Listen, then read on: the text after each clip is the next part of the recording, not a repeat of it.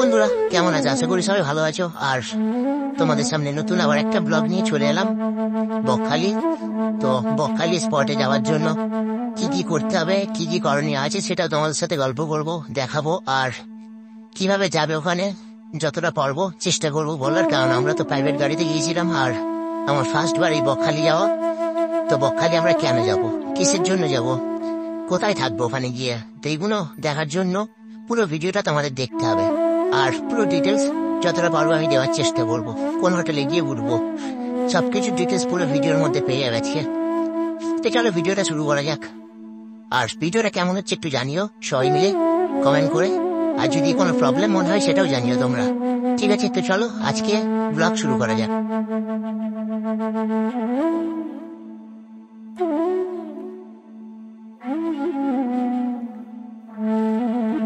WhatsApp guys, তো এখন time 4:54 আর দেখতে পাচ্ছ তোমরা গাড়ির ভেতরে সব ঘুমিয়ে পড়েছে। ঠিক আছে, মানে হঠাৎ প্ল্যানিং, তো হঠাৎ প্ল্যানিং আমরা বেরিয়ে গেছিলাম বকখালির উদ্দেশ্যে। তো ফাইনালি একটা টোল ট্যাক্স ক্রস করে গেছি, আর তারপরের যে ভিউটা সেটাই তোমাদের দেখাচ্ছিলাম এতক্ষণ। আর এদিকে একটা কিছু দেখতে পেলাম, বাট কি মন্দির আছে সম্ভবত, দেখতে পাচ্ছ কি জানি না, কাছে থেকে কিছু দেখা যাচ্ছে না। ঠিক আছে, তো সেটা বড় কথা নয়, বড় কথাটা হচ্ছে এখন টাইম অনেক হয়েছে আর কাকা ভাইপো সব মানে ঘুমিয়ে পড়েছে পেছনে। ঠিক আছে, সব লটকে গেছে পেছন থেকে, নিজেরাই বলছে, কমেন্ট করছে। তো খুবই ভালো লাগছে, আর যে ওয়েদার দেখাচ্ছে খুব, সেটাও খুব ভালো লাগছে এখন। আর এখানে আমাদের দাদা ড্রাইভ করছে একভাবে। ঠিক আছে, তো দুজনে জেগে আছি এখন, শুধু খালি এটা আমাদের মানে গানের ওপরে জেগে আছি দুজন, আর কিছুই না। তো চলো দেখতে থাকো, আর পুরো ভিউটা আমি দেখাতে চলেছি তোমাদের, সেটাও দেখো। কাকা তো খুব ঘুমিয়ে গেছে, কেননা একটু হাই ফাই করে দাও যে কজন জেগে আছো। কার্তিক বাবু কি খেলা হবে, খেলা হবে। তো এখন বাজে 5:25, ফাইনালি আমরা পৌঁছে গেছি বকখালিতে। আর দেখতে পাচ্ছ ড্রাইভার দা এদিকে একটু ঘুমাচ্ছে, আর পেছনে দা নেই হয়তো, রয়্যাল রাইডার্স কলকাতা, সেও ঘুমাচ্ছে। তো চলো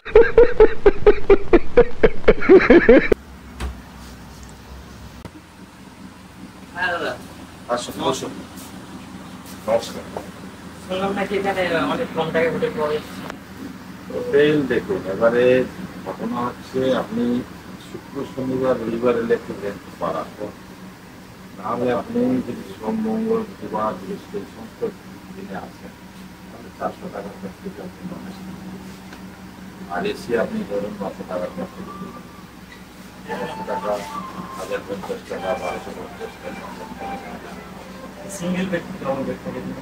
এবারে যেটা 4 বেডরুম 4-5 জন একসঙ্গে থাকবেন, সেগুলো এসি হচ্ছে 1550 টাকা। আর যেটা নন এসি 4 বেডের 4-5 জন থাকবেন 1050 টাকা। আর আপনাদের হোটেলে কি কোনো নিয়ম আছে যে বাইরে থেকে খাবার এলাও বা এরকম? ক্যান্টিন আমাদের আছে,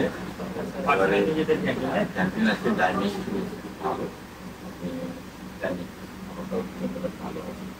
এবারে ক্যান্টিন আছে, যেহেতু আমাদের বাইরের খাবার আপনি খেয়ে আসতে পারেন, বাইরের খাবার নিয়ে রুমের মধ্যে এলাও। এবারে আপনি ভেজ মিল 70 টাকা, স্যালাড, আলু ভাজা, ডাল সবজি, চাটনি, পাপড়, সিস্টেম খাওয়া পর এক্সট্রা ভাত লাগলে করতে পারবেন। এটা সব মিলে যত ইচ্ছা নিতে পারে, কোনো চার্জ হাতের উপর। আদার্স কোনো কিছু যদি লাগে, এবারে আপনি সবজি চাইলেন একবার দেবে, তাহলে আপনি যদি তার পাশেই আমাদের হ্যাঁ একটা ফেসিলিটি বলতে এক্সট্রা যেটা ক্যান্টিন আছে, খাওয়া দাওয়ার কোনো প্রবলেম নেই। আপনি অর্ডার করলে আপনার অর্ডার অনুযায়ী রুম সার্ভিস আছে, রুম সার্ভিস। তবে রুম সার্ভিস রুমে কিন্তু ধরছে আমরা ডাইনিং টেবিলে বসিয়ে খাওয়া। এই নাম্বারে ফোন করলে আমি পেয়ে যাবেন, একটা নাম্বার দেবো, ওই প্রথম নাম্বারটা ফোনপে নাম্বার, ওইটা টাকা আপনি ফেললে আগে টাকা অ্যাডভান্স করতে হয় কি ফুল পেমেন্ট? না, অর্ধেক টাকা দিলে হবে। অর্ধেক টাকা দিয়ে অ্যাডভান্স করলে মোটামুটি রুম রেখে দেবেন আমরা। আপনি আপনাকে সবসময় সঙ্গে সঙ্গে বিল করে পাঠিয়ে দেবো।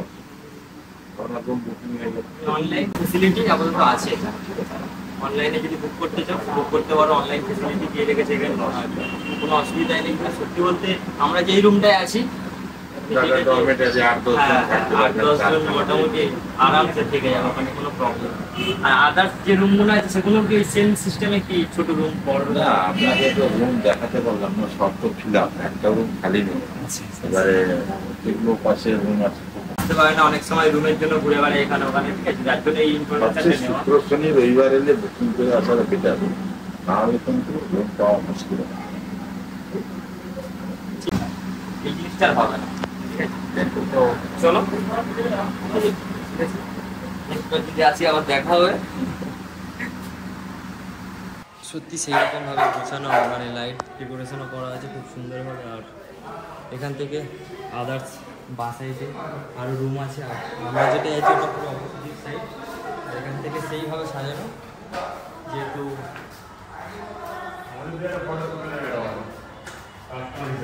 কিছু হোক না হোক খুব সুন্দরভাবে সাজিয়ে ডেকোরেশনটা খুব সুন্দর। কোনো জায়গায় দেখতে পারেন নোংরা পড়ে আছে বা কিছু এরকম কোনো জায়গায় দেখতে পারেন, পুরো চকচকে রুম, ঝকঝকে রুম, ঠিক আছে? যে কোনো রুমের ভিতরে সত্যি খুব এক্সপেন্সিভভাবে তৈরি করা। আর যারা যারা তোমরা এসিতে থাকবে তাদের জন্য আরও অনেক সুন্দর রুম আছে বলেই মনে হয়। দেখতে পাচ্ছ টোটালটা টাইলস বসানো, সত্যি বলতে একটা খুব সুন্দর ভিউ।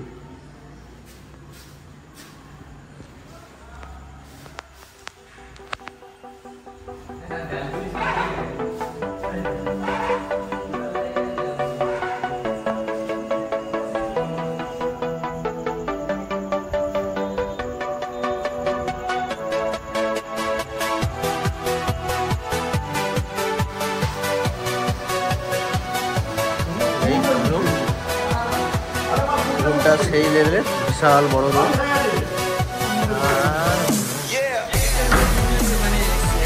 বেডগুলো দেখবেন এক এক কিন্তু এমনি কিন্তু থাকতে হবে, এক একটা বেডে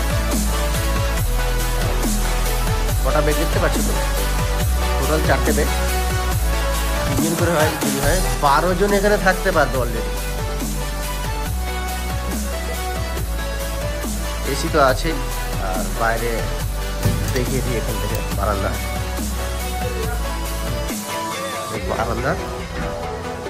বারান্দার ভিউটাও বেশ ভালো। এখান থেকে টোটাল রুটটা দেখবো, ঢালাই রাস্তা জন্য খুব ভালো পরিবেশটা আছে। এখান থেকে টোটাল রাস্তা হচ্ছে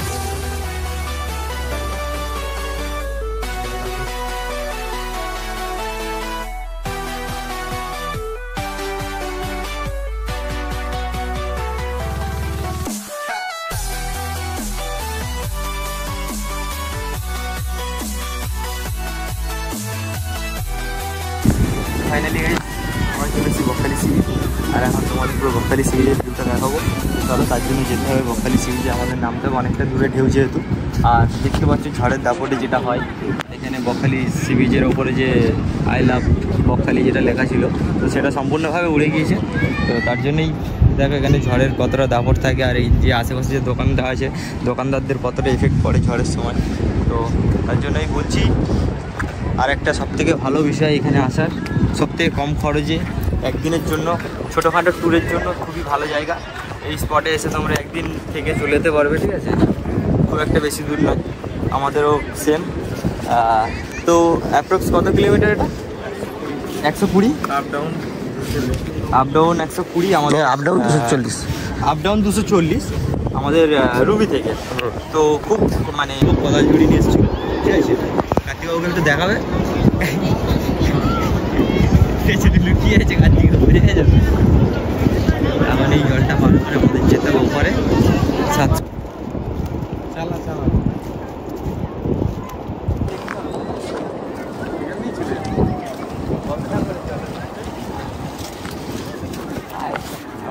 ঢেউটাও দিচ্ছে সেই লেভেলের, মানে দেখার মতন একটা দৃশ্য। সেটা হেয়ার স্টাইলটা দেখে তো, সব কাটলে কাটলে হেয়ার স্টাইল করে, তো আমার কিছু করতে লাগেনি। সমুদ্র সৈকতে সে হেয়ার স্টাইলটা সমুদ্রে একাই করে দিই, ঠিক আছে? সেটা বড় কথা না। তো বড় কথাটা হচ্ছে বকখালিতে আমরা এসে যা দেখছি, যে সুন্দর সুন্দর দৃশ্য সামনে, যে উঠোপাটা, একটা পুরো অন্তর জ্বলানো একটা দৃশ্য, ঠিক আছে? তো সেটা বড় কথা না। বড় কথাটা হলো আমি একটু দেখাবো তোমাদেরকে, মেঘ করেছে, সূর্য হচ্ছে, সূর্য মামা চাঁদে গেছে, চাঁদ থেকে নেমে এসেছে, फोटोग्राफर फोटो तुलचे इकड़े खूब जोर चलचे। ए मामू एक आस्ते चलाओ, हम लोग भी तो है, हमारा में तो पानी आ रहा है, देखो देखो बारिश हो रहा है गाइस, মাথা খারাপ বৃষ্টি। ও ভাই সাহেব কি সেই লেভেলের বৃষ্টি। ও গাইস বৃষ্টি দেখো কিভাবে উঠছে, এই দেখো বৃষ্টি দেখেছো কিভাবে উঠছিল এতক্ষণ, মানে সেই দেখো মাথা খারাপ বৃষ্টি কিরকম উঠছে, শুধু মাথার উপর দিয়ে উঠছে। হাই গাইস, হাই গাইস, একটা হাই করে দাও, হাই করে দাও, হাই করে দাও। দৃশ্যটা শুধু দেখো, এটা বুঝে না আমার সেই লেভেলের, কি এটা কি চলছে খালি। সেটা বড় কথা না, বড় কথাটা হলো সত্যি খুব ভালো লাগছে এসে। আর অনেকদিন মানে পর আবার একটা ভিডিও নিয়ে আসতে চলেছি তোমাদের সামনে। তোমাদের ভাই 5,000 কমপ্লিট হয়ে গেছে, আর তোমাদের আশীর্বাদ থাকলে 10-20,000 আপাতত কমপ্লিট হয়ে যাবে, ঠিক আছে?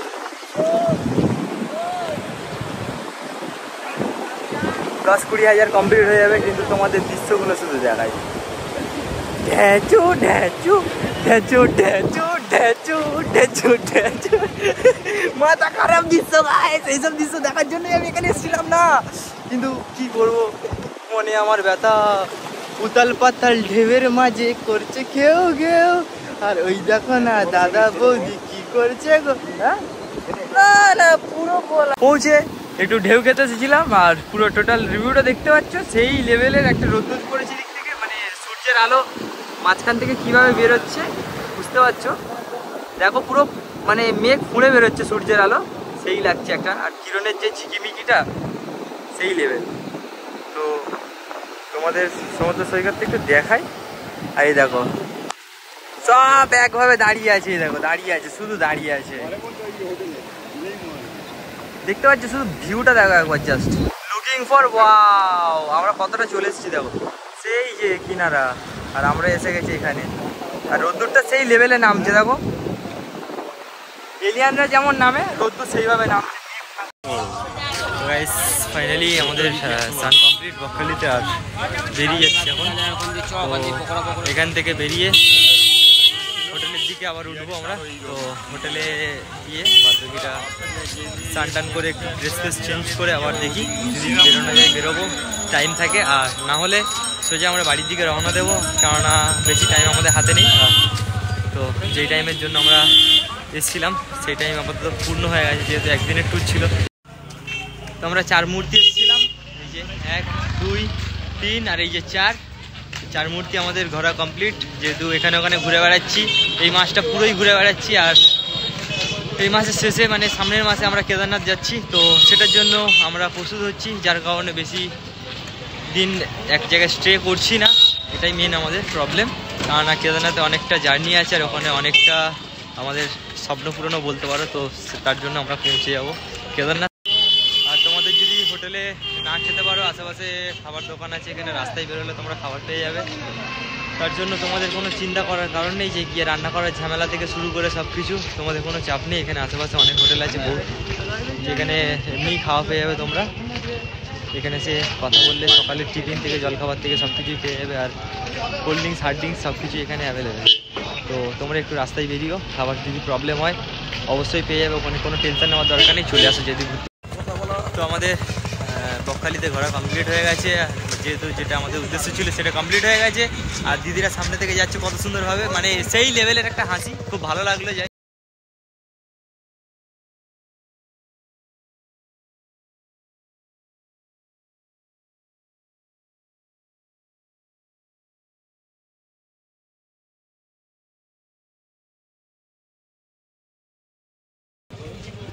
কিছু বলার নেই, লুকিং ফর ওয়াও, ঠিক আছে? সেই লেভেলের একটা স্মাইল, কিছু বলার নেই। চলে গেছে যদিও, দেখছিল ঘুরে ঘুরে। তো এইসব গুণের জন্য আমরা আসি, মানে আশা করে থাকি না, হয়ে যায় এগুলো আমাদের সাথে, কি করে বলো? চলো দেখতে থাকো। হোটেল শিখাতে আমরা ছিলাম।